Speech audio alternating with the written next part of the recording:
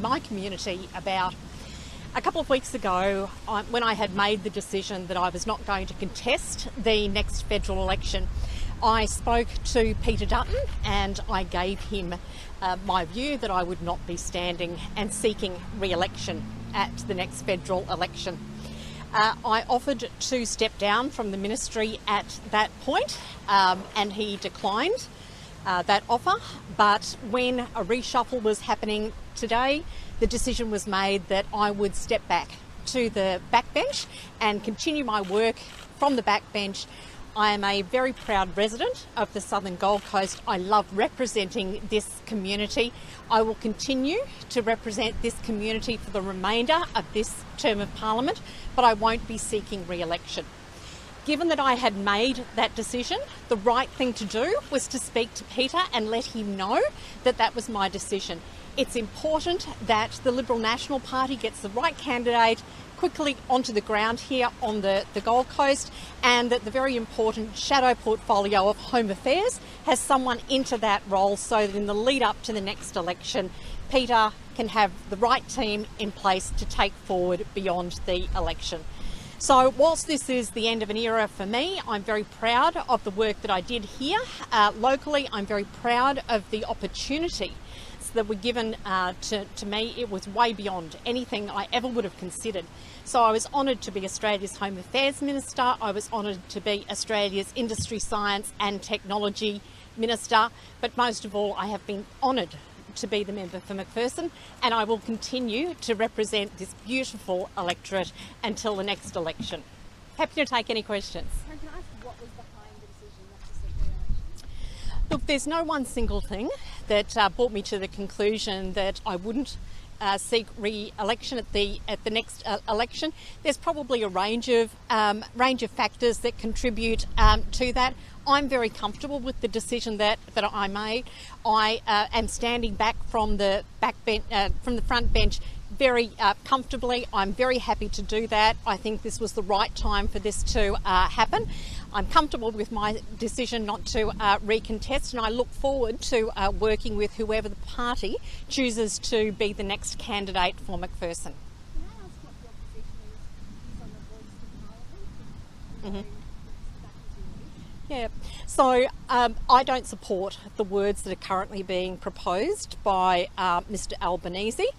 I'm open, as my party is, to working with the government on a proper set of words for constitutional recognition of Aboriginal and Torres Strait Islanders.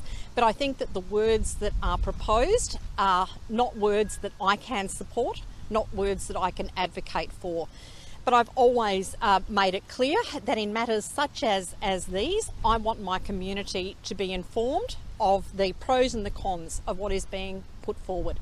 So over the next few months, I will work towards making sure that the people on the Southern Gold Coast have the opportunity to understand the question that is being put, as many of the implications as I can possibly put forward to them, but I want to do that in a very neutral way. This is a decision for each and every Australian, and I want to make sure that people are informed and that they make a decision that they are comfortable with. Will you be campaigning for the No campaign? No, I won't be. I won't be certainly out there wearing a shirt that says vote no. When people speak to me, I will go through what my concerns are, but I want to do that in a very neutral way so that people are in a position that they can make their own mind up. What's your experience of women in the Conservative Party and in government? You obviously got to the heights of Home Affairs, but do you feel like the opportunities were there for all women in the Conservative Party? Well, I've spent my entire life working in male-dominated environments. So I started my working life as an engineer, and that was absolutely male-dominated. I then moved into industrial relations. My third career was politics, and there will be a fourth career for me as well. I think that where you have women in a minority, it is always going to be difficult, just like when there are fields where men are in a minority, it is difficult for them as well too. But I'm very confident that the Liberal National Party and the Liberal Party across Australia will work to make sure that more women are pre-selected into winnable seats, and that we will make sure that our messages, what we stand for, are communicated in a way that people will be prepared to support us. Does your replacement need to be a woman? That will be a matter for the party to determine. All I can say is that the pre-selection will be called on at a timing of the Liberal National Party, so I will not have any direct input into that.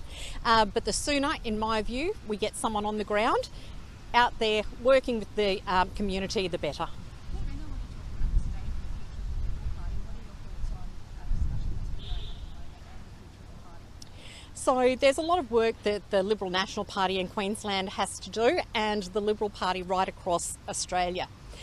I believe wholly and solely in the principles of the Liberal Party. What we need to get better at is communicating that broadly to the community. We've got a lot of work to do. What reaction have you had from your community so far since you've made your announcement this morning? Well, I've been quite overwhelmed at the messages that I've been receiving. I didn't expect it, so it's been very heartwarming is probably the best way to describe it. So I thank the people here. They've trusted me now I was elected in 2010, so the best part of 13 years, and it'll be close to 15 years when I conclude this term.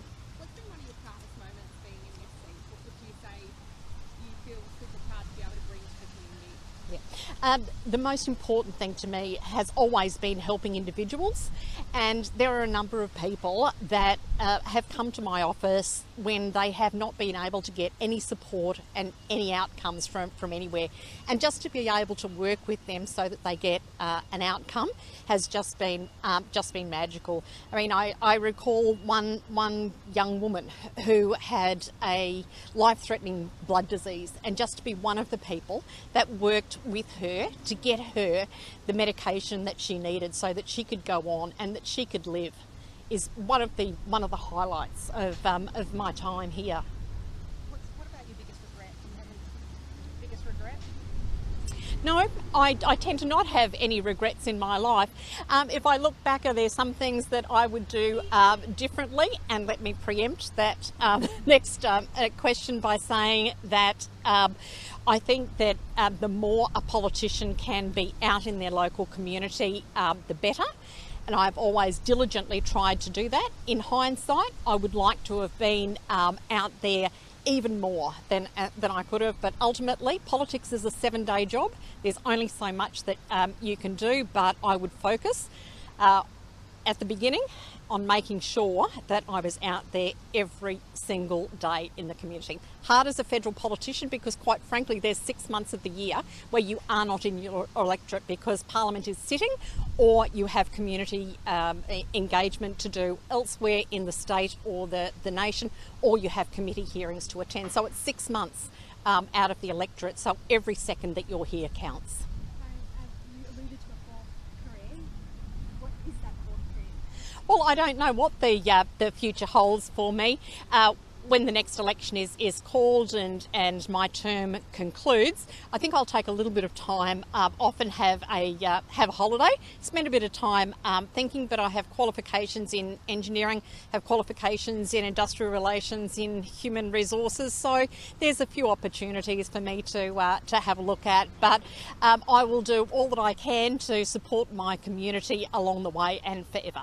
Do you have any advice for the next member from the person?